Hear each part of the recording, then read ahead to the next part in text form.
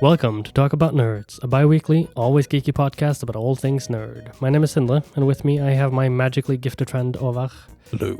And my younger edition, the jockiest of nerds, Kenneth. Good day. This podcast is a product of Nords and Nerds, a media group where we stream Dungeons & Dragons on Mondays, Magic the Gathering on Tuesdays, and release an episode of Talk About Nerds and game nights every other weekend. And you can find everything we do on YouTube and Twitch at Nords and Nerds. Today's episode is sponsored by Victory Point, your local hobby store in Bryne, Norway. Victory Point has a large gaming area where the communities and in-store play are the number one priority. Victory Point, the starting point of your victories. Okay, boys, how are you all doing? I'm doing mostly well. And you? I'm getting better. I had COVID last week. Yes. So my voice is not quite where it's usually at. So there might be a little bit of coughing today, but I'm going to try to keep it away from the microphone. What? You play Pokemon? I do. But not while we're doing the podcast. This is your first time COVID? Yeah, first time. Oh. I somehow avoided it for the biggest part of... The same for me. I didn't have it until late last year, I believe. I was pretty late as well. It was like November or something. Yeah, I got sick because my coworker got it, and I work like when we drive the company car, we sit like next to each other. More or less. Inside like a close. So he got sick on the first day, and then I'm staying home the next. He said he was staying home the next day, and it's like shit. Yeah, I'm gonna get sick in a minute. Luckily, I had 3 doses of the vaccine, so it didn't really hit me that hard. So I've basically been spending 3 days playing computer games. Sweet. Which, it's fine. Then you had it less worse than I did. I got the full cold sweats and headache and everything and light sensitivity and, well, not the full thing, but I stayed in my bedroom for a full day and then incapacitated around the house. I've mostly been stuffed everywhere. So it's been hard hearing, hard breathing, hard everything.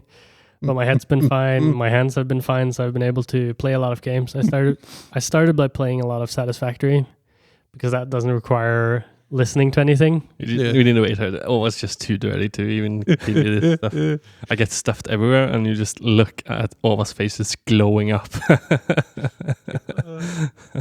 Every picture inside Åvar's head right there. But when things started to clear up, I started playing Star Wars Jedi Fallen Order instead. Oh, yeah. Which, when I can use my ears, is more fun than when I can't. True. And you, Kenneth? What you've been up to? I've actually taken Sindre up on a recommendation. Interesting. Since the last podcast, I've watched everything of Superman and Lois. Oh yeah, I actually did the same. And that's a pretty good show. Yeah, I really like it. I'd have to watch it then. It even got me to start with watching Smallville. I'm probably not going to continue watching Smallville just because going from the start is so... I watched a lot of Smallville before, so I've seen like first 5-6 seasons before I dropped. But going back and starting watching a show from 2001 is... a bit cringe. It's a bit slow, a bit old. It's a different style and everything. So I don't know if I'm going to be able to push through. Smallville does start as sort of like a teenage drama. Yeah. Yeah. And then it changes more into an adult superhero show. And it's like slow, bad CGI, different style. It's just like it's if that was new today, it would not be a successful show based off the first season. But it was 2001. It was a different world back then. Yeah. And Superman and Lois is like, it's not your typical CW superhero show. Like, I love all of those shows. But Superman and Lois is more like, it's more grown up compared to the normal CW show where everyone is an adult that looks like a teenager but has all of the perfect genetics. And it's a lot of drama. This is more like a proper Superman and Lois show with a pretty good Superman, okay Lois, interesting kids. I did like Lois as well. Only thing I did not like about the show, and this is not spoiling, is the whole storyline between Lois and her sister. I felt that was badly written, badly. Lois and her sister. Yeah. Have you seen the show? Yeah. Yeah. As far as lore-wise, I don't believe Lois has a sister. Well, in Superman Lois, she does. Yeah, it's a big deal in the show. Lois and her sister. Okay. And it's not that well written or well played out. Mm. The only thing I didn't like, everything else was pretty darn good. Yeah. So that's what I've been doing. Also caught up on a couple of new episodes of The Umbrella Academy. Ah, yes, I watched the new episodes. I haven't seen them yet. I still love it. Yeah, Mm. yeah, me too. I haven't seen every episode of season 3 yet, but I'm like 5 or 6 in. Mm. My favorite characters are still 5 and the one that sees ghosts. Yeah, 5. I don't remember Ben. his name. Yeah, Ben. No. not Ben is that one. It's Heinrich or something like that. I can't remember. Something somewhat German sounding, I yeah. believe. But yeah, those are my favorite characters because the 5, the one that teleports through time, is so utterly fed up with everyone's shit. Yeah. And I love it. The old kid. Mm. The thing I really liked about Klaus. Klaus. Yeah, Klaus. The thing I really liked about the new season though is what it did with Elliot Page and her transformation from a female to a man. It was really well done. You know the story about Elliot Page. Mm. Ellen Page, as he was called before, was changed into a man. Is now Elliot Page, and the show did the same. This is kind of spoiler, but not too big. Yeah. Changed from Vanya to Victor. Yep. And it was done so nonchalant. It was just she hit the mirror, and a glass piece fell out. She cut her hair, went down to her family, said, "I'm now Victor." I will have to say that she went to a barber's shop. She did. Yeah. She went to she went to a barber shop. She went to the barber's shop and then came back as Victor. Yeah, and everyone was just like, "Oh, okay, that cool. sounds good." And it was like Nice. not a big deal at all. Yeah, really well done. Yeah, really like nicely that. done. I kind of was, because when she went to the barber shop, I started knowing what was going to happen, and I expected like this big fuss 30-minute thing in the show doing this, and it's not. And it was not. It was just like, okay, cool, and that was pretty cool to see. And I played some Smite. Getting back into Smite. I actually played a bit Smite and a bit of Overwatch. I played Overwatch because I want to play. You played Loki? No, I don't like Loki. And he's changed too. I haven't tried him after the changes. But Overwatch I played because Overwatch 2 is coming out. So I wanna try that. So I just wanna get a bit back into Overwatch before that comes out, and Smite just to have fun. But the bad thing about Smite is that when I log back onto my account, in competitive MOBAs and stuff, you have your shown ranking, and then you have your hidden matchmaking ranking. Your hidden matchmaking ranking is based off of how well you've done in games and stuff. So uses hidden MR to find you games and find you balanced games. And if you stay away from the game for some time, your hidden MR goes down.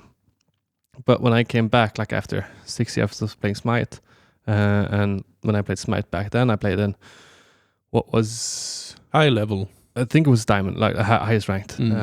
So when I come back now, it's just like I still have a lot of mechanics, so I don't die too much. I think my first game was like 2 kills, 0 death, and 19 assists or something. But I get really shit on. I just get wrecked, noob. Yeah, I'm just good enough to disengage when I have to. But I get in lane and stuff, I just get really wrecked. So it was just so awful to play. But I catch on pretty fast though, so it's pretty fun. Good. How about you, mister? Me? I watched Umbrella Academy, same as Kenneth. I worked out twice this week. My legs are fucked. Yeah, I remember your snap saying that you couldn't walk upstairs. Yeah, I couldn't walk upstairs that day. The next day it was fine, but that day it was like Bambi on the ice. It was no. My knees were like, no, I don't work no more. Other than that, I haven't done anything particularly nerdy as such. So nothing interesting really. Well, you do a lot of nerdy stuff just by living because you're a nerd. I'm a huge nerd. True, so Just by being both awake and asleep, your Well- mind probably does a lot of nerdy stuff. Well, I have made a new D&D character, but secret, so I shall say no more. What is this? yeah. And Watch on Monday if you want to see. you, Sindre, you are now well, so D&D will be starting up again, I believe. Yeah, we're starting back up on Monday. Nice. But we're doing campaign 1 sort of stories Oh, instead of campaign 2 because we're not quite ready to go live with the second campaign yet. no, I see. But it will be So we will be be soonish. we will seeing Relgalin and the others again. Yeah, most of them. Montaigne is away, so we will have the 4 of them at least. Mm. And who's the dead one? That's for Grissa. He's Yeah, dead, of so course. he's It's not. very dead. Of So course. that he's dead. character is not going to be present tomorrow Mm. or on Monday. I mean, Can he not come back like in Ghost form? Ghost Form? No. Oh, is Benjamin gonna be on the stream then? maybe we'll see. Okay.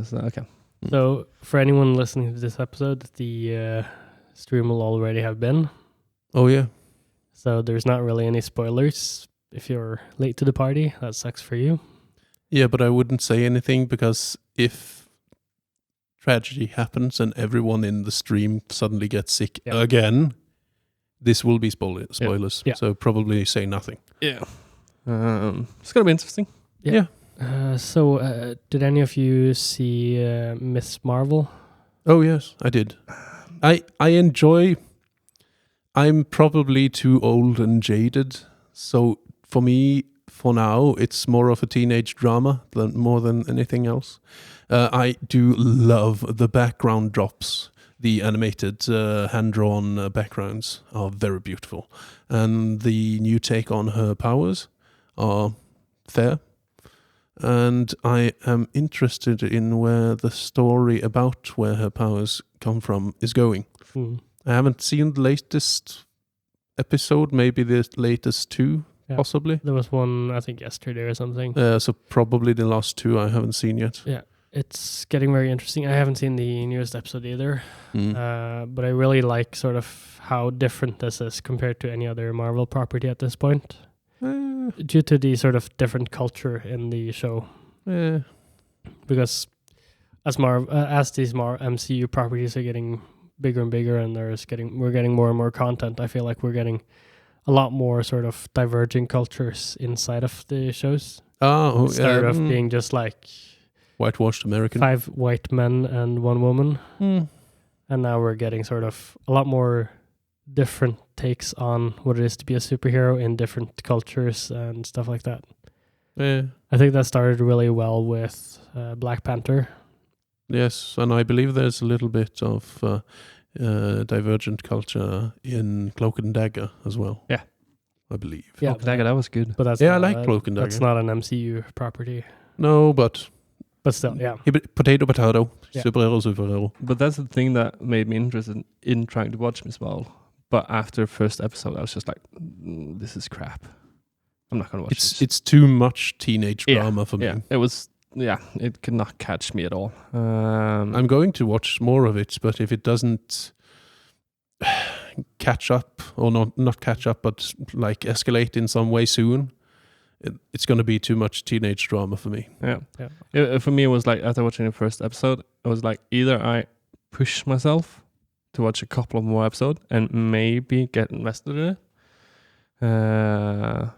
But it was just too boring to even bother pushing to watch a couple more episodes. I think most of it is fine, but I'm sort of like, I don't like when they rehash this love triangle all the time with teenagers. It's always like this, best friend is in love with you, and then a pretty boy comes in. It's just it's done over and over again. It's so cliche. It's not necessary in a superhero story like this. For me, it just really felt like Marvel was like, we need a new show. I Miss Marvel. Okay, cool. Put it out. It was like not enough effort and thought behind it. This is the feeling I got. I will say more of getting a new show out than anything. I will say the display of cultural, call them differences, from Miss Marvel's homestead, her home life. Yeah. Between that and the whitewashed typical American, five American men and one woman. It's a big difference, and I do enjoy that part. But the love triangle and that is like, I'm too old for this shit. I'm too old. Yeah, but I think it might get better towards the end, and it becomes more of a superhero show and less of a teenage drama show. That's what I'm hoping. That's what I'm hoping as well. But I love, like you said, the background, sort of her creativity being displayed upon the world. And I also love the lack of memory. I love the lack of memory. Yeah, that's always fun. No. I love sort of the tidbits you get from her life where she interacts with what the general public knows about the other Marvel superheroes. Like Avengers Con and Captain Marvel and stuff like that. Yeah, and when they talk about the other heroes and when you see stuff about them. It's the human perspective of the Marvel superheroes. Yeah, because you also see it from an in-world or in-universe sort of way. So, for example, when they mention the Guardians of the Galaxy, they don't know their names. They don't know where they come from. They just, this is the tree guy and stuff like that. I don't remember what they called them, but they didn't use their names because they don't know. They only appear. It wasn't Groot. It was the tree guy and the raccoon, not Rocket Raccoon and stuff like that. Because the only thing the rest of Earth has seen of Guardians of the Galaxy is them appearing in Endgame, fighting in the fight, probably doing some press, and then leaving. Yeah. That's a nice detail. That's pretty interesting. Yeah, I hadn't thought about it, actually. Yeah, because we know everything about the Guardians of the Galaxy, but the average Joe in that universe doesn't know shit. At least not yet. Yeah. True. Very true. Good detail. They barely even know what happened at Endgame. Yeah. In the universe. But that's all the things that actually made me want to watch it. But I didn't feel it was done good at all. I don't have that much against teenage dramas, so Sindre and I will keep watching it, and if it picks up, we'll tell you. Okay. Then you can force myself through like 5 episodes before it gets good. Well, I believe it's 5 episodes now, probably. And the first 3 are No, it's 4 episodes now. Okay, so the first 2 at least are very like teenage angst and love triangle and murder me. The 3rd becomes a little bit better. Yeah. I hope the 4th sort of breaks that ice. Yeah, I hope so. We'll see. Especially, no, I'm not going to say more. Yeah, don't say anymore. I won't be spoiling this show because it's still ongoing and it's new, very fresh. early. It's very new still, so don't spoil it. And there's a lot of people who waits until one season is complete before they start watching it so they can binge it instead of waiting a week. Yeah. I do that with some TV series. Yeah, so it's good to wait after the season is done to spoil anything. But it's Miss Marvel. Miss Marvel. Yeah. Okay. I think that's good for our catching up. Let's head over to our nerdiest jock for a bad review. It's actually gonna be a bad review this time. Because when we made this segment, we decided to call it bad reviews, and it kind of turned. I felt it kind of turned into more reviews, a quiz review. It's still a quiz, but I've actually gone and found a bad review. A review that is bad. Yeah. Yep. This sucks. Yeah. Which movie is this? This movie is shit. You know, I just before we go into what he has as he's preparing, the worst reviews I ever see is not for movies or TV shows. It's for games. When you go to Steam and you check reviews and you see, oh, someone negatively reviewed this. What did they say? And this sucks. This is not enough content. Oh, he just played 180 hours. Like, you can't review something like badly. Not recommended if you've played more than 100 hours. Yeah, no. Because that means you love it, but there's something you don't like. And that shouldn't say that it's not recommended. The most normal thing about that is like typical, you're playing a game, you love it, you play it all the time. Especially what happens a lot with like character-based multiplayer games. And there comes a new patch, your character, the thing you play, get nerfed, or just something like the normal things you do gets Are changed, no longer as powerful. and they go right in and they throw out like a really bad review just because of that. The game's still good, and you still have like 190 hours. You're probably gonna play a lot more, but you give it 1 star just because the devs fucked up the game. That's like standard. I no read longer a- as powerful as I was, man. I read a review for a $5 game, and it said that there's not enough content because this was a game where you sort of flip houses, you fix them up, you make them No, look house better. flipper or something like that. Something like that. It's more like actually doing the renovations inside. It'll look kind of interesting, but the review said that it gets too repetitive because there are not enough people to sell houses to. So you sort of see the same people over and over again. It's a $5 game. So he said that the game gets too repetitive. That this guy had 126 hours in that game. Of course, it gets repetitive when you've played a $5 game for 126 hours. That's what we would call a review that is bad. Yes. Yeah.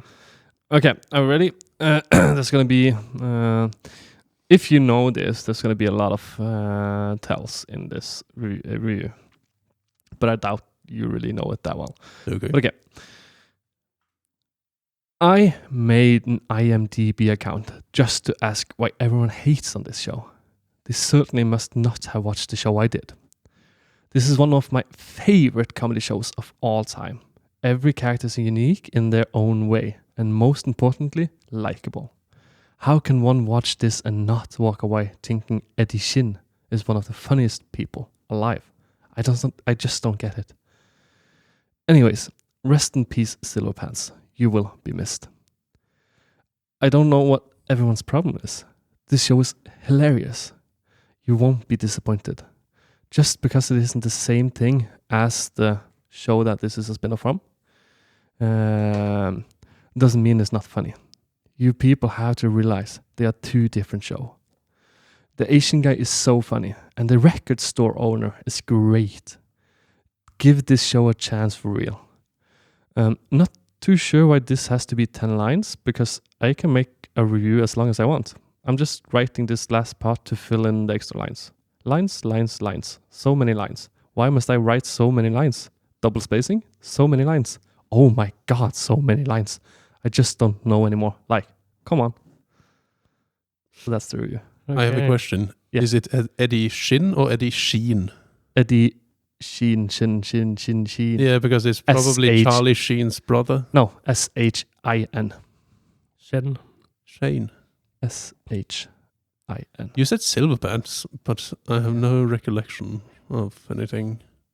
So there's 3 big things there. I have no idea. Is it Frasier? 3 big things here. There's Eddie Shin, Silverpants, and record store owner. It's a big part of this. Oh, is it Clerks or one of the Clerks? No, Spin-offs? it's not. It's a TV show about a time period. Time period. There have been made so many Yep. time period shows. But it's still a And it's a That 80s show? yeah. Is it? Actually, Is it? that 80s show? I just guessed. Has that come out yet? 4.8 IMDb rating. Yeah, one season. Oh, interesting. I haven't seen it yet. I think it got cancelled after 1 season. No. No. Oh, you said oh. I said no. No. Next episode more. So that's the review there, and this I just kind of laughed at the review when you go in and you want to tell everyone this is such a good show, and it's like, oh my god, I have to write more. I can't come up with more reasons to make this show good. So just lines, making the. That is a proper bad review. Yeah. And it's I got it. Yay! also a pretty darn hate show because it's bad. And they took a show which is a part of so many youth at the time. Youths. Yeah. And everybody loved it. That 70 show. And they just wanted to milk the cow even more and made That 80s low show. effort, quick. I have to show. say that I guess my guess was that 70s show, but I misremembered it as 80s show. That's pretty funny. Nice. Excellent guess. Yeah. Because they're currently making a spin-off of that 70s show now, I thought. But is that 80s show? No, the it's 80s not. show is from early 2000s. Yeah, because there's one coming out now soon now. I didn't even know there was Which a is? 80s show. I think it's that 90s show or something. I don't know. Might be good. It's Probably the not. same cast as that 70s show. Oh, okay. But just grown up. 20, Why? 20 years later. Why? I don't know. That 90s show, yeah. Why? Because people will watch it. That's But lazy. they're all grown. Yeah, so they're gonna do like when They are. they grown up. are in 90s show, Yes. 90s. So Yeah. like when they're basically So are in the 70s 30s. show, they are all supposed to be like I think- 16 to 20. Yeah. Yeah. And now they're going to be like 40. 30, isn't it? I think it's about what's his Yeah, name? 40. The 40. son's daughter or something. Yeah, it could be. Possibly. And then the original gang is sort of like just around. Parents around. Even Red Foreman and the mother is Yeah. in the show. Around? Yeah. The Really? parent. They haven't died yet? Nope. No, just Huh. taking the Good for them. just taking the I don't know what's it called, ingress or something like that. Now it's 1995. Leia Foreman is visiting her grandparents for the summer, where she bonds with her with a new generation of Point Place Generation. kids under the watchful eye of Kitty and the stern glare of Red. So it's just basically going to be The kids the or ki- the grandkids. kids, and depending she's on going to meet a new group, and they're going to be a group basically in the cellar of Kitty and Red's house. Yeah. Could work, could be fun. I don't think it will work. Probably not. Probably will fail. Like when they did Fuller House. That did go for like 4 seasons or something. Yeah, but it's kind of failing compared. Yeah, of course. It's Because Full House was a very successful show. Yeah. And Fuller House was like, And now they're doing basically Full House just with the kids of the guys, the people who were kids in Full House. Yep. But I would say anything that makes it for 4 or 5 seasons isn't a failure. No. It's just a failure comparatively. Yeah. It still made all the people a lot Full of money. House did work, just not as well. But I would still call it a failure if you're trying to be something, because they made Fuller House to be a new Full House. And if you have a show that's super successful and another one that's okay, it's going on, but doesn't have the ratings, doesn't have people watching it, enough people watching it compared, I would say if it was a standalone show that had no predecessors or anything, I would say it was okay. Yeah. But when it's made to be Full House, I would say it's a failure. But that's the thing. Yeah, I don't believe the creators of the show expected it to even come close to Full House, because for one, it's a rehash of something that's already been done, but it's also with most of the actors being subpar. Like they might have been something back in the day, but most of these actors haven't really done anything since because they're not really that good actors. True. They were okay child actors. But a lot of child actors grow up to be shitty adult actors. Yeah. And that's why you never see these people from Fuller House in anything else. Yeah. True. But True. they're living off of their old success. All of them still have a lot of money. And they get together with the creators of the show and say, why don't we just do this for fun? Yeah. And I think that's more of the thing, that they're doing it for nostalgia. They're doing it for fun. Like the Olsen twins, I believe they're called. Yeah, they did. They were hugely popular during Full House, but afterwards, I don't think I saw them in anything almost. They actually had an insanely good Successful, career yeah. after. Really? Very successful. They did a lot of movies, a lot of shows, a lot of okay. everything, but they decided to stop because they didn't want to. That's not what their ambition was. Huh. They're doing like this fashion empire instead. That's what their thing is. And as you can see from their younger sister, they are a very talented family. That's pretty funny actually with Mary-Kate and Ashley Olsen, because after Full House they had like many big movies for a short period of time, and you would expect them to be like these big stars, because they were like big child stars at the time, alongside the guy from Malcolm in the Middle. Malcolm in the Middle. Him and those two were like big child stars at the time. He did all the spy movies and everything. It was like big hits. and you expected Mary-Kate and Ashley to be so big, but it's actually a little sister who becomes the big movie star. So that's pretty funny. They would have probably been like Angelina Jolie's size at this point if they had kept going. Yeah, probably. Like they would have been two of the biggest stars in the world if they had kept making movies. Yeah, definitely. Valid point. But if you don't want to, or it depends. You're never going to be there. It depends because the same way with that dude from Malcolm in the Middle. I can't remember what it's called. But it depends if you can, because one of the thing he suffered from was getting out of that child star. You do have that recurring with the child stars because you are so defined by that role. For example, Home Alone. Yeah, the actor Macaulay Culkin. He kind of struggled quite harshly with getting out of the role of being the yeah, but a lot of his problems was drugs too, though. Yeah, but multiple things. But he was like a heavy junkie. Yeah. But you have one of the best examples are Miley Cyrus. With her whole deal with Disney, because Disney owned a lot of her rights, and Miley Cyrus was not big. Hannah Montana was big, and she even did shows, released albums and stuff in the name of Hannah Montana.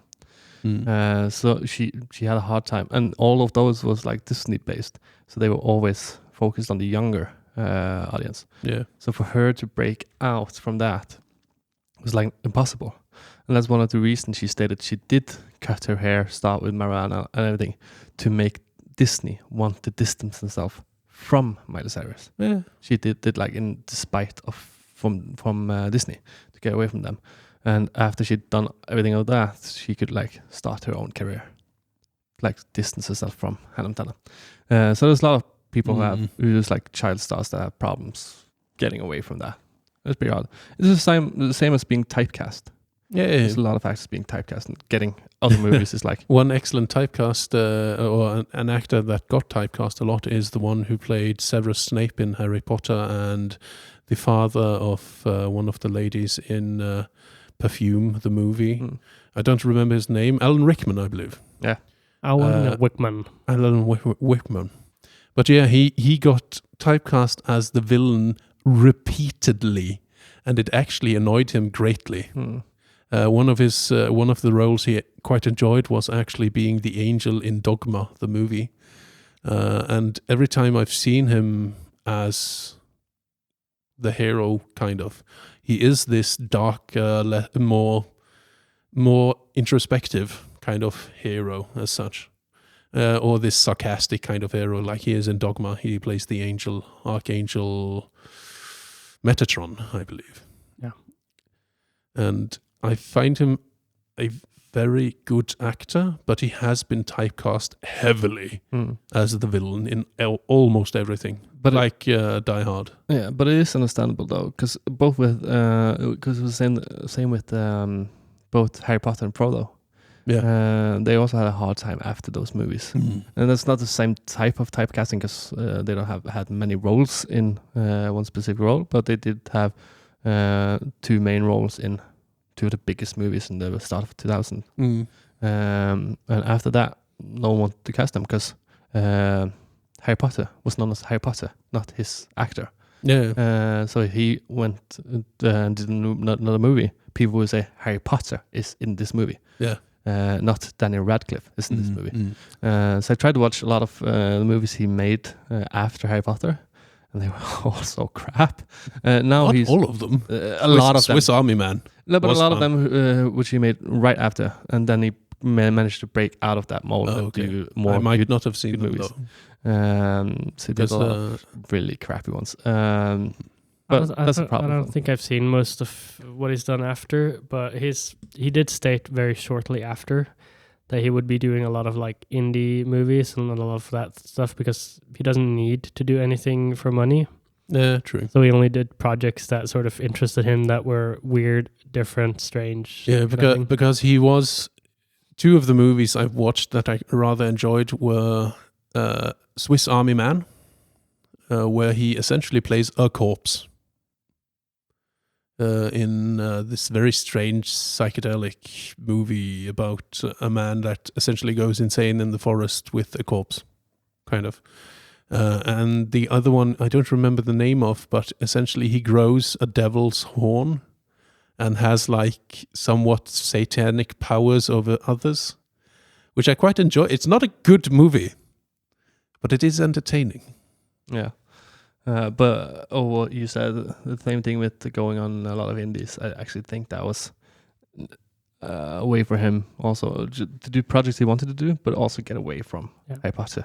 So one of the first things Daniel Radcliffe did to sort of get away from being typecast and getting away from sort of like everyone seeing him as this innocent Harry Potter character is that he went on, I think it was Broadway, and he did a nude scene. This was while the last Deathly Hallows movie had still not been released. Really? Yeah. I didn't know that. Just to make sure that I am not this innocent little Harry Potter character. I'm different. Yeah. Yeah. And he got a lot of roles where it was like more like crazy, stupid, like it was a bad guy. Like you could not feel. Yeah, because he played in Now You See Me Too, yeah. I believe. And he was a fine villain. Yeah. I felt he was, the way he played his character in that movie, I believe he was a little bit immature. But I think that it fit the character because it was essentially a character with daddy issues. So Sure.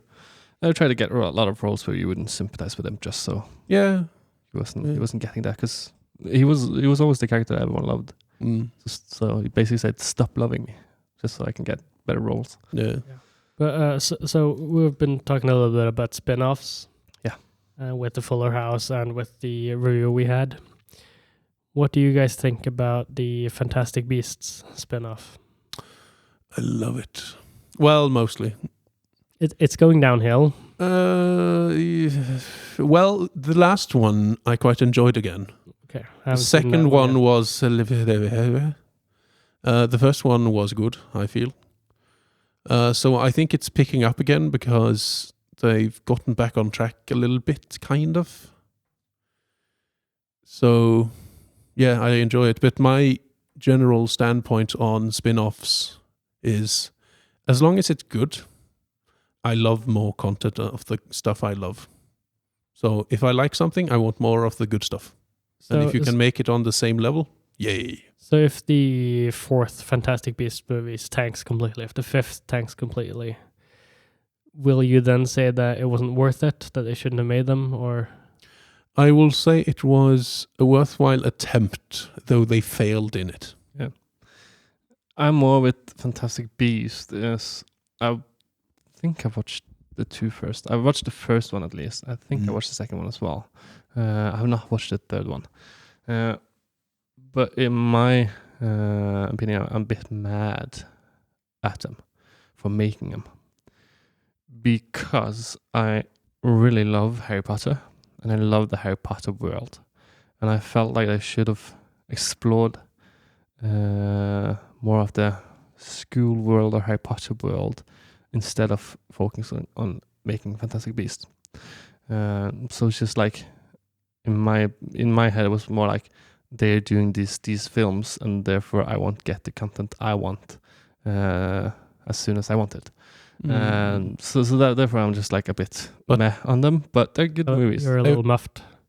I will say that I think you shall be satisfied in not too long then, because they are making the next Harry Potter, well, not Harry Potter, Hogwarts game. Yeah. Which will tickle all your fancies, I believe. The problem with that game is that it's an RPG, single player game thingy. Oh yeah, because you don't play single player games. True. So will 100% buy the game. I will 100% put it up. I'm not then sure. play 10 minutes and then be, it's not multiplayer. Hopefully I get really attached to it and play it, but I have my doubts. I would want either an MMO Harry Potter or a arena battler. Would be fun. Meh. I agree with Sindre. So you enjoy the Fantastic Beasts franchise, but you would rather see something that's more related to Hogwarts and... It doesn't need to be Hogwarts, but in more of that essence, yeah. He wants to be a magical school student. Yeah, definitely wants. That's what he wants. So you would basically like a spin-off that's maybe a new student doing 7 years. It could be either Harry Potter's son or kids. It could be a couple of different schools. Instead of Fantastic Beasts, it should be for you, I think, the school life of Dumbledore and the other guy. Dumbledore and the other guy. The villain. Yeah. Tom Riddleston. What? You said the villain. Tom Riddleston. Riddleston. Just Riddle. Tom Riddle. No. Yeah, Riddleston. That's Tom Marvolo Riddle. Yeah. Yes, that is Voldemort's name. But you're talking about... I'm talking about the one that Dumbledore went to school with. Oh. Who's that? The villain of Fantastic Beasts. I don't remember his name right now. Oh, yeah. The one that... Grindelwald. Grindelwald, yes. But the one that... So Dumbledore and Grindelwald at school, you would enjoy, I think. That could be cool. Yeah. Did he actually go to Hogwarts, Grindelwald? I believe he was originally from Durmstrang, but they went to school at the later years, I believe. Okay. I'm not too into the lore, but I believe they did go to school together at least 1 year, if not more. Yeah, maybe. I haven't seen the movie yet. I just know a little bit of the backstories from the books. Mm. Yeah, I haven't seen... I think I've seen the second movie. But I'm going to watch all movies of it. Because it's a cool world, but... I like the third movie, and the actor that took over the role from Johnny Depp is an exceptionally good actor. A very good villain. He plays in James Bond, and amongst others, he's a Dane, if I remember correctly. A Danish man. Yeah. By the name of... Mads Mikkelsen.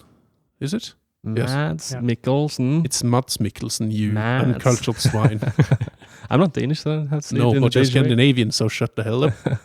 So, in general, I always sort of applaud anyone for making spin-offs of things I like, well knowing that it might be shit, but I think the attempt is worth it.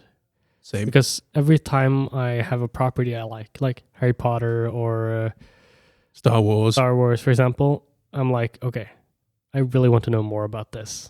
I can think of my own things, but I really want to know the stories they have to tell. Yes. I definitely agree. If it's shit, I'm just like, okay, that sucked. Unfortunate. Fine, I don't care. Oh well. But if it's good, oh my god. Yes. More Obi-Wan. Yeah. Obi-Wan. Or Miss Marvel. Or I would like a Deadpool TV series, please. Please. Yeah, I definitely like it as well. Like everyone just put out more spin-offs because Mandalorian, Obi-Wan, it's great to get more stories. It's great to get more content, especially from worlds you enjoy. Yeah, that's what I said earlier is if they make more of the stuff I like Sindre said, and it is good, yay! If it's bad, it's like, oh, whoops, unfortunate. Yeah.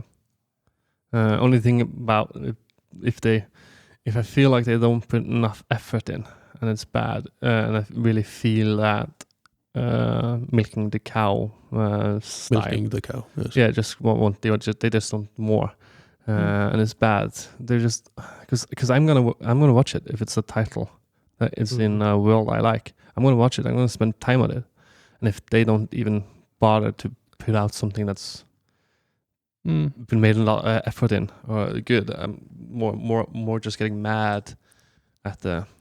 I feel like that's why the MCU has been such a huge success, while the DCEU has been a big pile of poop. Because in MCU you have Kevin Feige, who just loves everything Marvel, and Kevin Feige? It's not Feige. Who really loves everything Marvel, and he lives for that stuff, and he knows everything, and he has a lot of people around him who also love Marvel and sort of know these stories in and out, and he will hire them to make the movies and shows that he thinks will be good. Well, I would say a prime example is S.H.I.E.L.D., the TV series, because I think it's like the first 4 seasons are really quite good, and then it starts falling off. Yeah. And I don't remember the last bits. I remember the good years. I like S.H.I.E.L.D., but it did like, what the hell are you doing at the end bit? I really liked every season of S.H.I.E.L.D. I quit midway. Around season 4 or 5 or something like that, I fell off because it's too... I'm your twin brother from a parallel dimension and I'm evil and stuff. It's like the archetypical pointy finger bullshit. Yeah, and it's too much. They did do a lot of stupid things, but I still found it a good show for me. It was probably good all the way through, but it's probably like a typical like a long-running show where they didn't really plan everything, that it goes a lot up and down. Yeah. Like, okay, we're trying this, doesn't really work. Okay, we're getting back on top. We're finding something that works. Yeah. Yeah, but I feel like every long show or series has like one bad season. Yeah. Where they just don't know the direction. Like one of my favorite series is The 100. Oh. And I love that show. But I believe it's season 3 or 4. I can't remember what season it is. But they just really totally lost it. And I tried to watch the series 2 times and I fell out in that season both times. And I went back and started again. But when I finally got past it, I loved the next 3-4 seasons. Okay. Really, really good. But I feel like every long show has like this one bad season. Yeah, I don't know a proper translation, but in Norwegian they have den kneiker de må over. Yeah. They have this hill they have to pass to actually get back on track. Yeah. So that's why I think the Marvel MCU works so well, and everything they make is at worst still kind of pretty good. Yeah. Well, looking at DCEU, whoever's at the top there, I don't remember who it was anymore. But then you have going a little bit down to Zack Snyder, for example. Like, he's a good movie maker. He makes a lot of good sort of like dark, interesting movies with a lot of good stories. But they're not what I see as comic book movies. I don't see them as the best representation of these superheroes in the best way. And just looking at the way Superman destroys basically the entirety of Metropolis in the movie, and like, that's not Superman. It's a good movie, but it's not the perfect Superman movie. No, but I would say that a lot of, or quite a few of the DC comic book characters do have a tendency to be somewhat larger than life. A lot of the Marvel ones are quite human, actually. You have Spider-Man, he's very human, he gets hurt, and his family is implicated in his activities by proxy. And he has to struggle with human things, but Superman is Superman. It's like, if a human is average, like, this is a human, Superman is so far above that in like morals, and his life doesn't like include these normal things in the comic books, at least mostly. Yeah. Some of them are darker, and like Lois, the TV series you've been watching. Lois? Yeah, Superman Lois. This is probably a more down-to-earth view of Superman than a lot. The funny thing about that show is actually that Superman has so high morals and high standards. And in this show, he has 2 kids. And how he juggles things like what he wanted to do himself, what he needed to explore himself when he was a teen, crossing with his morals of like, you should not do this, you should not, you should act this way, you should be this way. How having to struggle with like his kids saying like, I want to join the football team, and Superman is like, you shouldn't, because you're so strong and might lead to blah, blah, blah. And in the start of Smallville, Superman is like, I want to join the football team. And he has a big fight with his dad because he doesn't get to join the football team. Yeah, because he might murder someone. Yeah, and now he has that fight with his son. How do you do that? Do you like, okay, I understand you want to join it, so you should be able to join it because I wanted that. We just need to be safe. Or should it be like, no, you can't? Because then it's like, So In that's my opinion, it would be the same as Superman's dad, which is no, you can't, because if you get angry for a millisecond, you can break someone's spine. yeah, I agree with that. But that's the fun thing about this show, like having those dilemmas coming up. Hey, That he's just both lived Yeah. and you have some of the same dilemmas in, I believe the series is called Jupiter's Legacy, which is a superhero series based upon this one guy, and he has perfect morals like Superman, but his kids are, one is like halfway a druggie, and the other one just wants to be good enough for daddy, Yeah. but he can't quite get there. So it's like he gets pushed down by his father for not doing well enough, but he wants to do well enough, but he can't. And the other child, the daughter, is like, fuck you, Dad, I don't want to do what he said do. So, would you consider every DCEU and every MCU movie a spin-off? Considering most of the superheroes have a comic book by themselves, no, but I would say like Miss Marvel, that's a spin-off, kind of. It's her own. Why specifically Miss Marvel? She is kind of. She is a superhero. Okay, so let's base it on the TV series that's currently running. She wants to be a hero because her favorite hero is Captain Marvel. That's what she wants. She wants to be better than herself, essentially. The reason why I see it as a spin-off is because she is, even in the comic books, not, for the most part, not a major superhero. Like Iron Man is a major superhero, Superman is a major superhero, Batman is a major superhero. But you have the sidekicks. Robin is not the main character of the Batman storyline. Miss Marvel is not the main character of the Marvel storyline.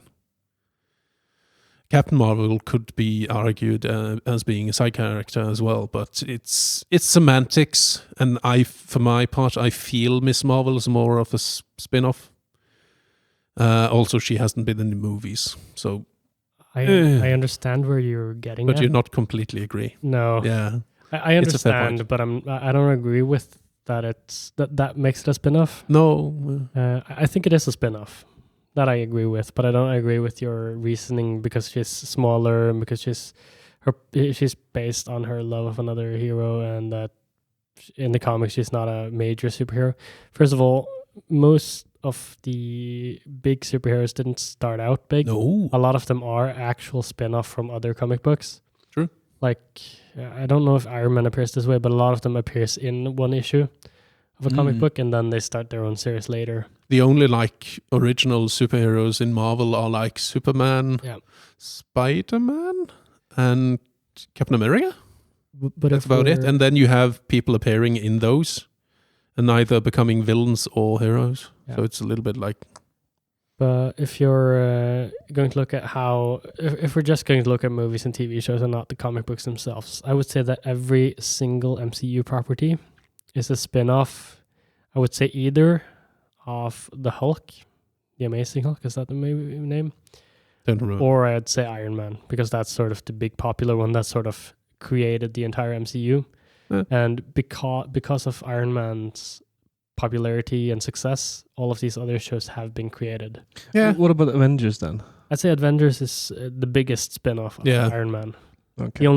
The only reason Avengers exists is because Iron Man 1 did it so well. Yeah. Because I would group Avengers in with Iron Man and Hulk and say everything that has come out of that is spin-offs. Yeah. But I will agree with Sindre because the first ones were Hulk, I think, was first, and then Iron Man, and then Iron Man became hugely successful, and then Avengers, etc., etc., etc. Captain America. What is the name of the Hulk movie? The Incredible Hulk? Yeah, isn't it? Yeah. Isn't it? Yeah. The Incredible Hulk. And the reason why I see that as They the tried to make original, 3 Hulk movies, and they succeeded on the last one. they made 2, didn't they? Wasn't it The 3? Incredible Hulk and The Incredible Hulk 2. Yeah, but they made And one before then- that, which was worse. Yeah. The original. Yeah. What's his name? I don't remember. Arndango or something. Where Yeah. it's the actual bodybuilder just painted. Yeah. Well, I wasn't thinking about that Okay. because they made you have Hulk and then you had Hulk 2, whatever, but you had one before or after that was kind of the first of the 2 Hulk movies. Just story was slightly different. The Hulk model, I mean the 3D model was slightly different. A couple of things like that. Yeah. I don't remember what it was called, and it's been so long. I think I only remember Hulk and maybe Hulk 2 or The Incredible Hulk or something.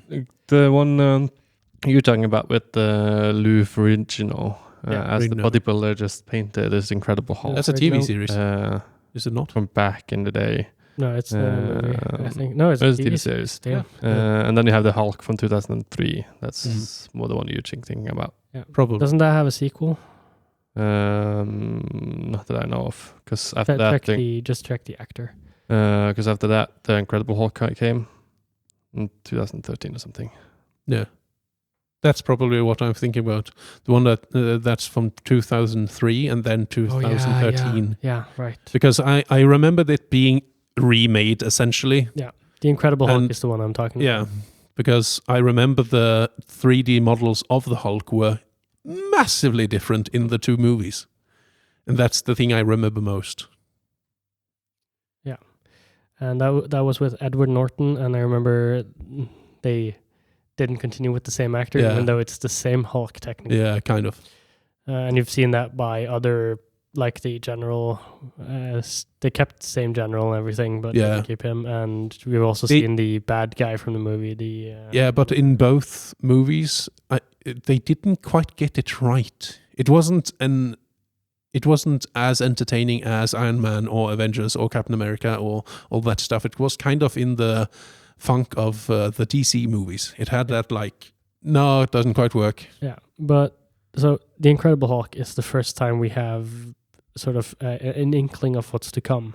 Yeah. With a post-credit scene where you see, what's his name, Samuel Jackson's Fury in a bar or something.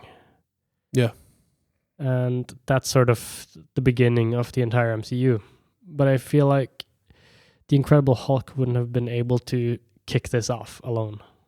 Iron Man is sort of the property that made all the spin-offs possible. And so that's why I'm saying the Iron Man is the one that sort of everything spins off of, even though the Incredible Hulk is technically the OG MCU. I agree with you because I think what makes Iron Man more the one that kicks it off is because Iron Man is, to a degree, more likable.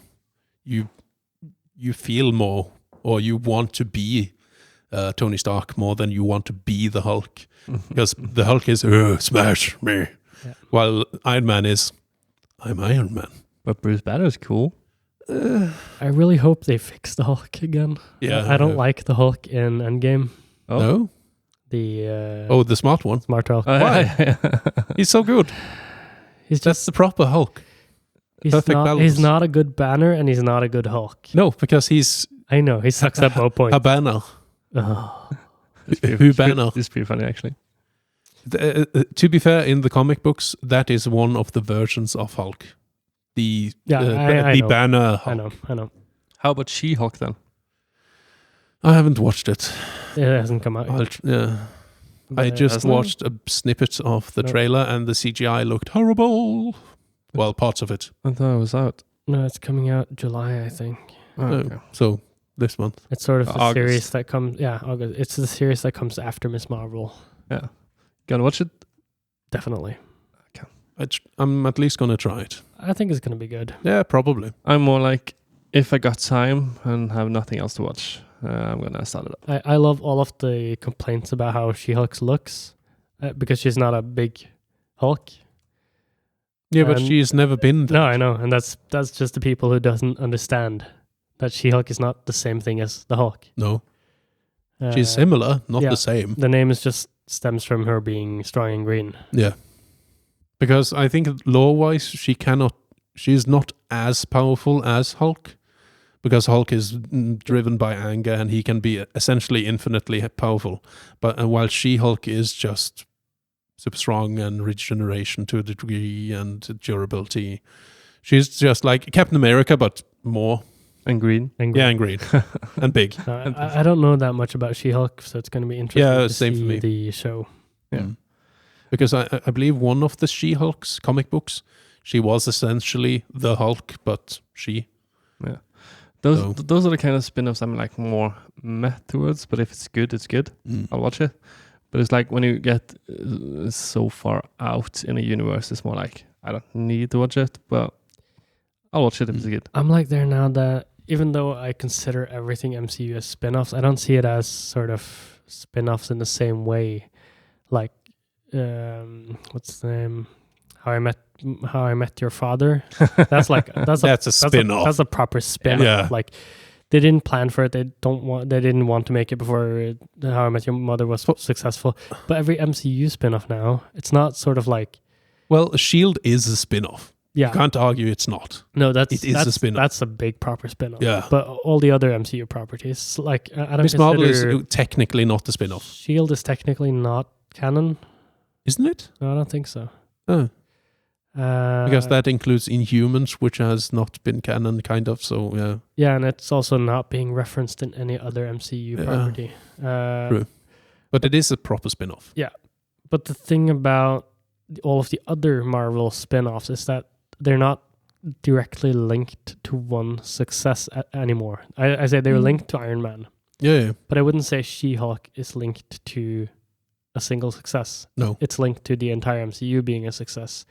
And therefore it's just a continuation of the MCU.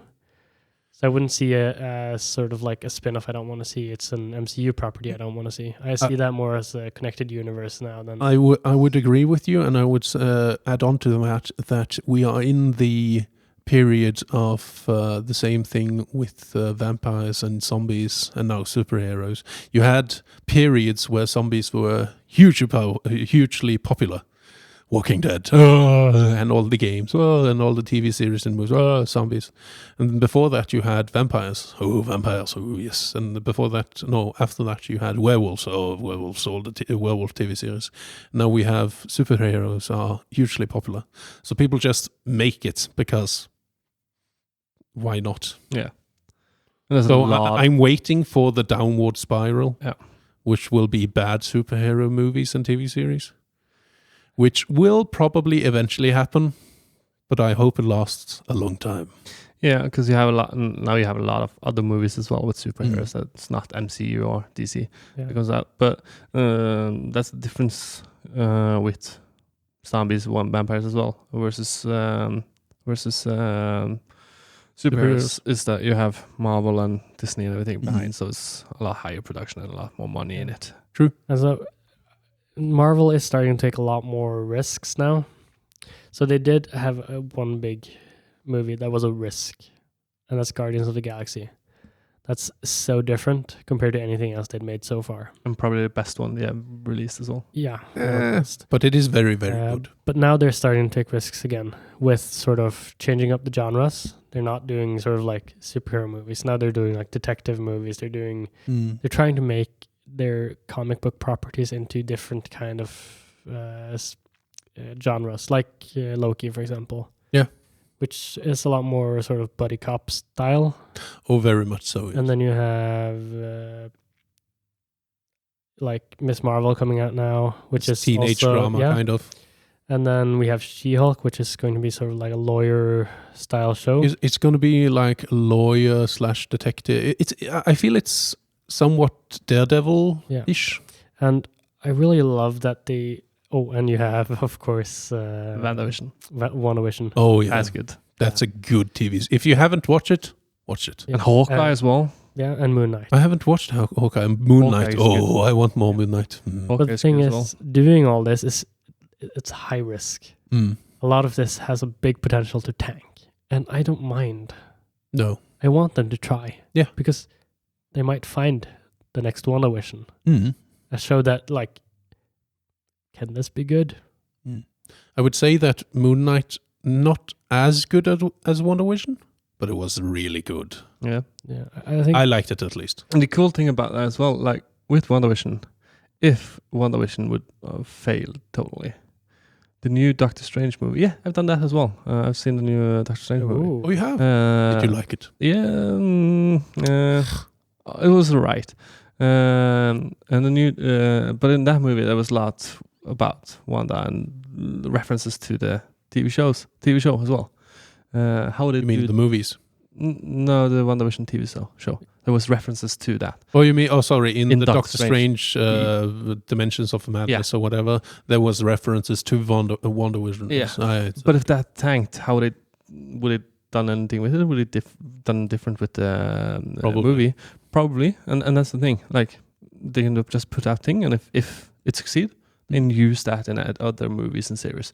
The advantage to Marvel is that you have the multiverse, which makes it so if WandaVision had tanked, that was a different universe. Yeah. It's not relevant, Exactly. not canon. But Just shuffle it under the carpet. When you say canon, what do you mean with canon? I don't understand that. I don't know what canon stands for, but it means canonical. Yeah, canonic. So it means, did it actually happen in the main storyline? Okay. Or did it not happen in this main storyline? So if Loki can say that this thing happened in this village with Wanda and Vision, that's canon. But if he couldn't say that, that means it's not canon. It hasn't happened. It doesn't happen. So like in Doctor Strange and the Universes of Madness or whatever, they reference things from WandaVision because it has been established as being something that did happen. Yeah, okay. If Marvel does not recognize it as being relevant for the main storyline of the rest of the movies or TV series, they will state it as not being canon. Yeah, like which a lot of comic books are, amongst others. Yeah, I think the main standpoint on comic books is the currently ongoing one is the canon one. I think. I don't know. I might be wrong on that. But in the MCU, the biggest sort of non-canon shows and stuff is the Defenders saga, the Netflix shows. Yep, that is very much not canon. Yeah, but they are starting to become slightly canon with Daredevil showing up in the newest Spider-Man movie, and what's his name? Fisher. Mr. Fish, is it not? Fisk. Fisk showing up in Hawkeye. Yeah. Okay. That is like established storyline characters showing up in this other new series to make it canon. Yeah, and kind of. And I think their standpoint is going to be that the shows in the Defender saga was sort of not completely what happened in this dimension, but it might have happened in a different one. Yeah, exactly. But the characters are still the same because they're all So for example, you have Spawn. No, sorry, Spawn. I mean Venom. I mean, in the second movie, you have a end credits cutscene which shows him in. Is it Multiverse of Madness? No, it's in Spider-Man. Spider-Man. No Way Home. Yeah, No Way Home, which makes Venom canon in the Spider-Man universe by just that scene alone. Yeah. So it's like, Venom is a part of Marvel now, because before he was kind of not. But we don't know which Venom it is. Yeah. It might not be the same one that you see in the Venom movies, but it probably is. But Probably. I haven't seen Venom. I've seen the first one. It's pretty fucking good. I haven't seen the second one. The second one... Wait, I have to recount the storyline in my head. The first one is that one, yes. That one's quite good. The second one is also quite good. Yeah, it's Venom and Carnage. Yeah, right. And the actor playing Carnage, could have gotten someone better? Possibly. Is he utterly batshit insane? Yes, he is. Which fits.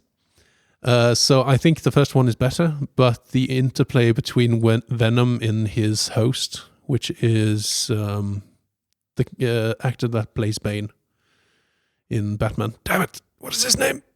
I don't remember. Tom Hardy. The actor and the symbiote interacting is very enjoyable in the second one. Yeah. Because they essentially find out that you're here, I can't get rid of you. Yeah. I have to live with you. Let's make it work. Yeah, I'll definitely watch him. I just forgot about him, to be honest. I think the biggest sort of example of canon and non-canon is Star Wars Legends. Sort of everything that wasn't a part of the 6 original movies when 9 Disney, original movies. when Disney bought Star Wars was sort of made into what's now known as Star Wars Legends. Yeah, which is not canon. So the Starkiller games, I don't remember what they're called. They are not canon. They're not canon currently. They might become canon. But right now they're not. We'll see. But I believe the Star Wars Jedi First Order, the game I played this weekend, is canon. And he's one of that's the one where you are a Padawan to Luke Skywalker, is it? No, it's his name is Cal Cadensis or something. He, after Order 66... Oh, that one, yes, I know it. He ends up on a sort of salvage planet, and I believe he lives without a master or anything, but he has been trained as a Padawan. Yeah. So he has the Force abilities and a lightsaber. Yeah, I believe there's a comic book about him, actually, so that one might be canon. Yeah, and all of the animated shows, the recent animated shows, Rebels, etc., are all canon. Meaning they actually are relevant for the main storyline. Yeah, which is why in The Mandalorian you see Ashoka Tano appear, which is Anakin's Padawan. Yes, Anakin's Padawan. But the cool thing about Star Wars Jedi First Order, which is a proper spin-off in the Star Wars universe as a game, the actor playing the lead in that game, the voice actor, they've modeled the character after him. Oh. And he's a pretty well-known actor. So it's very easy to use him in sort of live-action properties later. So if you check up Star Wars Jedi Fallen Order, I think it's Fallen Order. Because that's the one where you start off running around with a laser blaster, I believe, because you don't have a lightsaber at the beginning. I don't remember anymore. I haven't played. You just played it? I haven't played the start for a long time. Oh. But he does have a lightsaber. Yeah, eventually, but it's been so long since I played it. Never mind. It's his master's lightsaber. Yeah. So I think he had it from the start. He might not have it on him, or I don't remember. Found it. I don't remember. Yes, Kenneth. But the actor's name is. Do you have the actor for what? For the voice actor for Fallen, whatever. Is that on IMDb? IMDb. His name is very similar to the character's name, I think. Yeah, Cameron Monaghan. So he plays Cal Kestis, and his sort of face has been animated as the character. Oh, so they modeled the character in the game off of the face of the voice actor. Yeah. Yes. That makes it much easier to live act and stuff. Yeah, and his so he how long ago was those games? 15 years? 3 years maybe. 3 years? Yeah, it's a very new game still. Oh, it's that one. Yeah. I was thinking about the old... No. I was thinking... you have 2 old PC games, which were made by LucasArts, amongst others. One was where you ran around as a Jedi, but you had laser blasters mostly, and you eventually got a lightsaber. The other one was you were a Padawan to Luke Skywalker, and you ran around with the lightsaber, and you could run around with a dual lightsaber or 2 lightsabers. These are the games I'm thinking of. Yeah. I did not think of the newer one, which is on PC, PlayStation, not Xbox? I don't know. I don't remember. But yeah, that actor is the one that's in Gotham. He plays Joker. Yeah. I love that actor, and that game is fairly good. Yeah. Fairly good. So I'm really hoping they will introduce him in maybe the next season of Mandalorian or Ashoka, which would be amazing. Yes, that would be good. Because it's the same sort of timeline as the Mandalorian and Ashoka Tano and because Boba Fett. Yeah, because the game that what was it called? Star Wars Jedi Fallen Order. Fallen Order.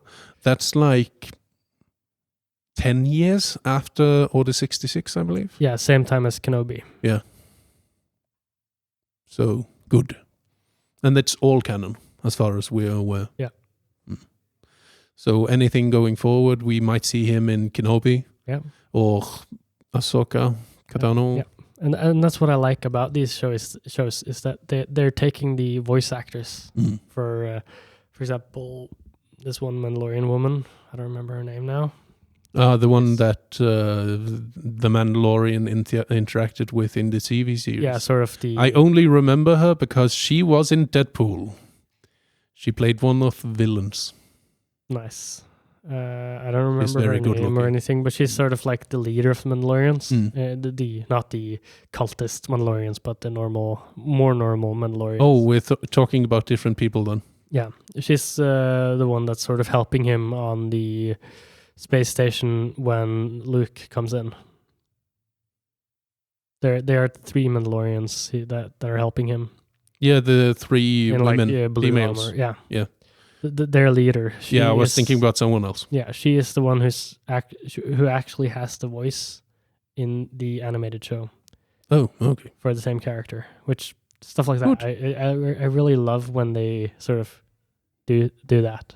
I remember her like by what she's played in mostly, and it's for me it's TV series because she played in Battlestar Galactica, I believe. But same actress. Huh? That's what's so cool about spin-offs is you can take these actors and you can sort of bring them into new properties. And especially when you're taking them from something animated to live action, it's cool. It's very good to have it like that. It makes it easier to not cast new actors for things, because then you don't need to explain why he doesn't look like Kylo Ren or whatever the hell.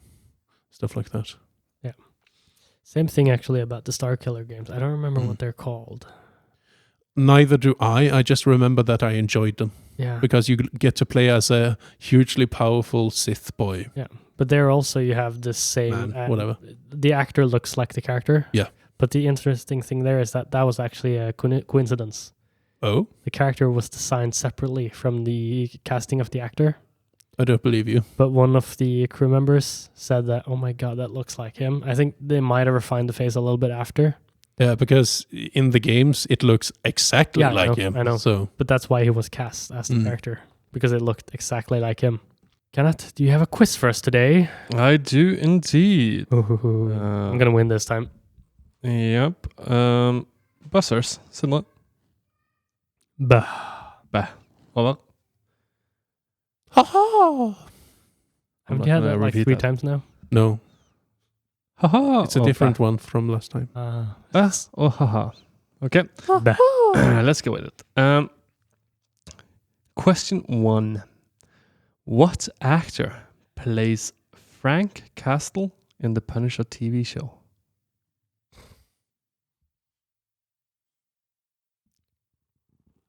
Oh, Sindre was about to... It's the guy from The Walking Dead. I don't know the name. No one get it? I don't know the name. Over, out? I don't know names and you know that. You do. The answer is John Bernthal. Yep. Okay. Question 2. In which show did The Simpsons first appear? Bah. Sindre? The show. It's The a show. comedy show. It's the Almond Show. Yeah, I'll give you that. It's the Tracy Ullman Show. Yeah. What? Tracy There Ullman was Show. a skit in the Tracy Ullman Show, a comedy show from the 70s or something. Yeah. It's, I haven't watched it. So. It's very interesting. It looks so bad. Yeah. Okay, question 3. What planet does Obi-Wan hail from? Where he hails from? It's not Tatooine. It's No. not, No. I don't actually know. Come on, you're Star Wars fans, yeah? Oh? Dantooine? No. Coruscant? No. I'm just saying planet names I know now. Okay, well, Mustafa. it is, the answer is Stu John. Yeah, didn't remember that. Question 4. No one laughed at my Mustafa joke. What joke was it? I didn't get it. Haven't you seen Kenobi? Yeah. What joke did you do? I said I said that he's from Mustafa, I don't get it. which is the planet where he Chops off Anakin's Oh, legs. okay. And the planet, it is the same planet that Vader now has his fortress, isn't Yes. it? Yeah. I did not know that. Thank you. I don't understand why it's a joke though. No, true. Because I said Kenobi's from there. Uh, It's not very habitable for No. normal people. But- it would be weird. yeah, It would but be. it's okay. never Okay, mind. move on. Question 4. What is the Mandalorian's name? Oh, why do you ask me these name questions, Kenneth? Why have you done this to me? It's easy. Oh, I have it. Wait. Aha! Oh, well? Is it just the Mandalorian? No. He does have a name. Oh no, it's Mando. That's his nickname. Ma. So not, Jindaris. nah, it's really close. I'm not going to give you this one. No, it's Din Djarin. Dinjarin. That's it. Almost. Question 5. And this is a question from our editor. Oh. What is the failed spin-off from Smallville called? And which is the actor that had the lead role? Aquaman. Yep. And What? oh, what's his name? You said from He is Smallville. very popular again now because he just got a big role. But you do have I don't remember. They cast what's his name? No, because they cast Green Arrow as the Aquaman. Yeah, he later had was cast as Green Arrow in Smallville. Yeah. I don't remember his name. Okay, it's Justin Hartley. Just As Sindre wins at 1-0. It's No, he wins at 2-0. I'm not Does he gonna- not? He didn't get the full second question. Last question. Oh, okay. for this point. Yeah. This is my second point or Yeah. something. So no, Justin Hartley, Aquaman had only the pilot show before it didn't get anything more. So only got one pilot episode. And it didn't get the Why do last. you give me all these name questions? I have no chance at all. I feel like you can. No. You know a lot of actors and stuff. No, I know like really, really, really known actors' names, maybe. Then I know that. So when I want what to fail on a question Yeah. and look bad, I can do a name question. Except for the Kenobi question. I should have gotten all of these easily, but I also struggle with remembering names. You were Especially- actually pretty on every question on yeah, this one. especially when they're not like Dinjarin. His name is very rarely used. Yeah. Yeah. But I know It's like- the name. It's like 3 times during the series, Yeah. maybe. Yeah, but I feel like you both are nerds enough that I can't do like easy standard question. I need to dig a bit for a bit hard Yeah. question. Anyway, this is the first quiz I've won. Yeah. Yes. I'm the quiz champ. Yay! Yeah. Quiz champ. Quiz champ. So, do you remember what the name of the planet's closest to the sun from in Kerbal Space Program is called? No. Do you Åvar know what the spell thingy called? Eye for an eye, was it, or something like that? No, it was blood for blood. Blood for Was blood. it June? I can't remember either. Not important. Okay, so But I do remember Minotaur. right before this episode comes out, there is an episode of Game Night being released Yep. where we played the game that really fits with the time we live in called Indeed. Pandemic. Pandemic! Åvar, why don't you tell us a little bit about the game? In Pandemic, several virulent diseases have broken out simultaneously all over the world. Your mission as specialists is to treat disease hotspots while researching cure for each of 4 plagues before they get out of hand. The board depicts several major population centers on Earth. On each turn, a player can use up to 4 actions to travel between cities, treat infected populaces, discover a cure, or build a research station. A deck of cards provides the players with these abilities, but sprinkled throughout this deck are epidemic cards that accelerate and intensify the disease's activity. A second separate deck of cards controls the normal spread of the infections. Taking a unique role within the team, players must plan their strategy to mesh with their specialist strength in order to conquer the diseases. but the diseases are spreading quickly and time is running out. If one or more diseases spreads beyond recovery, or if too much time elapses, the players all lose. Can you cure the pandemic? So this game actually was one of the best-selling games right before this, or the game store that we're recording this episode in was opened. Yeah, it's actually one of the best sold game in the game store as well. Nice. Yeah. Still to this day. It's that and Exploding Kittens. Yeah. Pandemic was really one of my favorite games when it came out. It was sort of like because of the like I think I've won that game maybe once. Maybe. But I like that it's not because I'm losing against Åvar. It's not because I'm losing against Kenneth. It's because the game. It's really difficult. The game beats me, and it doesn't feel like it's that difficult. I feel like I have a chance. Fuck no. It's like it's suddenly It's like, just we can kicks do you it. out. We can do it. Oh, no, damn it. Because when we play, we're like, we have control. Okay, yeah, there's always a break over there, but we can handle that. Easy. And We can handle all these things. No, we can't. suddenly, just We're all gonna die. No. and you're always so close to winning when you die. Yeah, usually. You just We need a were- couple of more rounds. We were in the game we had. It was like, if we could have been like one more person Yeah, playing, I mean, I think it would have gone excellently. probably would be the same. We would be so close. The difficulty scales. Yeah, true. But if we had like the medic who can remove all the disease points from a singular place, then I think we could have had it, because we had some outbreaks, which was kind of the problem. That's the interesting thing about Pandemic, is that it's oddly well balanced. Oh yeah, It's oddly well balanced, and it's very engaging. I've played it many times with a lot of different roles, and it always goes to shit in the end.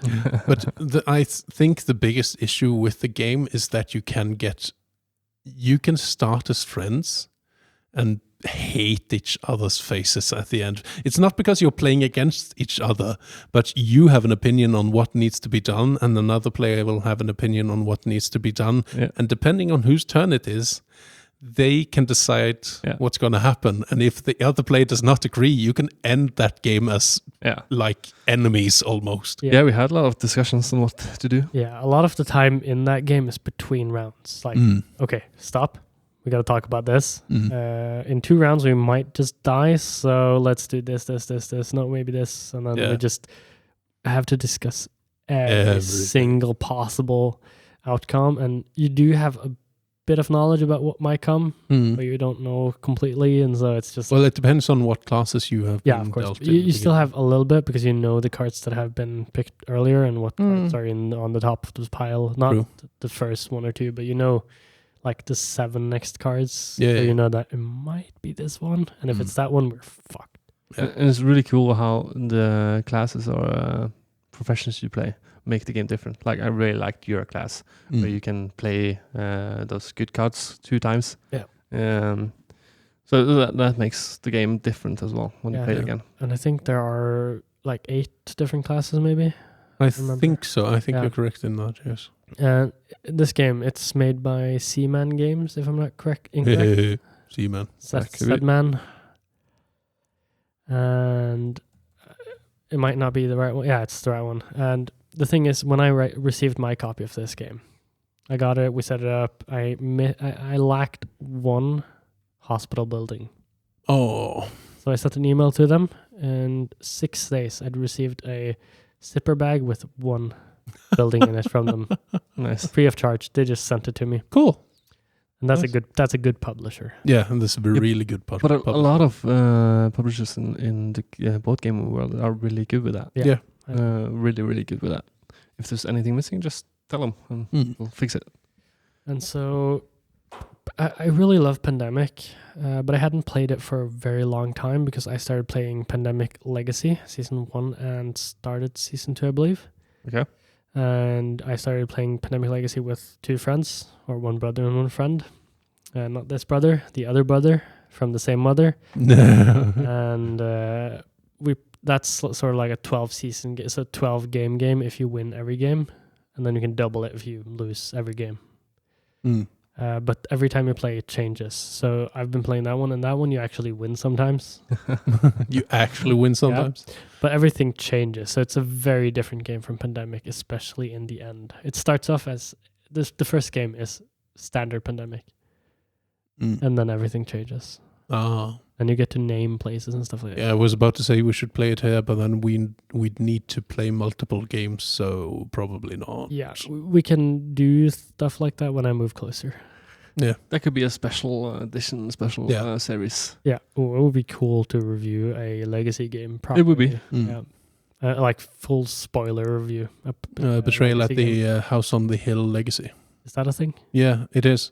Oh. It's like, I think it's like 8 or something episodes, and it goes from the beginning of the house more or less till the great grandchildren. Nice. I want to do Werewolf So- Legacy. Ooh. That exists? Yeah.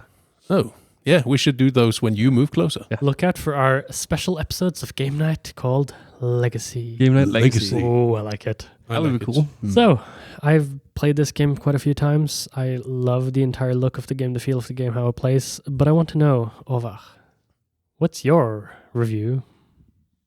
Or rating? What's your rating? My rating, I think the correct number for me for this is probably 7, which is... Recommended. Yeah, I'd recommend Pandemic. I suspect I might like Pandemic Legacy more, based on your description of it. I will say that Pandemic is probably... You have to go in with the mentality that you are going to lose. Because if you are a person that cannot stand losing, don't play it. Yeah. But I think if you're not that kind of person, you should go in with Yeah. the mentality that I'm going to beat this game. Yeah. Well, yes, you have to go in with, I'm going to try and win. I believe I can win, but you should have it in the back of your mind that probably going to lose. Yeah. Yeah. But you should try and win, obviously. Kenneth, We played it at medium, so yeah. was this your first time or? No, felt like you might have played I it think I before. played with you and Arian before. That's highly likely. I'll give it 8. Very good. It's a good game. It's challenging. There's a lot of stuff to do. It's got good replayability. Yeah. 8. I'm very in my mind, I'm 9+. But with the labels we have on the ranking, I say I wouldn't always bring it along. No. I would always bring it along to sort of gaming conventions and But is it perfect? if we're going to play a lot of games. It's not perfect. It would be perfect if I think it's actually a little bit too hard. Yeah. If it was slightly easier, maybe. I have the same opinion. If I win 1 out of 10 games, good enough, maybe. I don't know. But I'm going to stick it to a solid 8.5. It's very close to a great game I will always bring along. If I can, I will actually upgrade mine to 7.5, I think. Because it is a very good game. Yeah. But it's a bit too hard. You will get downtrodden by never winning eventually. So it's an average on 8. So it goes solidly in second place of the game. And the first place is still... Wingspan. Yeah, I thought so. Yeah. So that's 8 from you, 8.5 from Sindre, 9 from me. Only 9. I feel like I might be reviewing too many games as 8.5. Yeah, probably. You have 3 now. Wingspan, Take the Ride, and Pandemic. But they are all 3 good games, though. Yeah, they Really, are. really good, well-made games. And we're not going to say anything about how the result was. I don't want to spoil it. Just watch the video and you'll know. Just watch it. But before we leave you, we have one last thing we need to do. It's my favorite part of the podcast. Pick the next game. Let's spin the wheel of games. Let's spin it. Nemesis. Not Nemesis. Not Nemesis. Not Nemesis. Not Nemesis. Not Nemesis. And the winner is Gingerbread House. That's going to be interesting. Oh, interesting. I've never heard of it. Me neither. A Christmassy game in middle of summer. Yeah, That's gonna be fun. perfect. Okay. Perfect. Okay. And we I have can live with to look that. Forward to. So, thank you all for listening. Thank you to Åvar for being excellent as always. Thank you. And Sindre for being superb. And Kenneth for being mediocre. Let's leave it at that. So if you like what we're doing, please leave a like. Please comment if you have any questions or suggestions for something we can do. Please subscribe to our channel and hit the notification bell if you want to be alerted every time we upload a new video. Thank you. Bye. Bye-bye.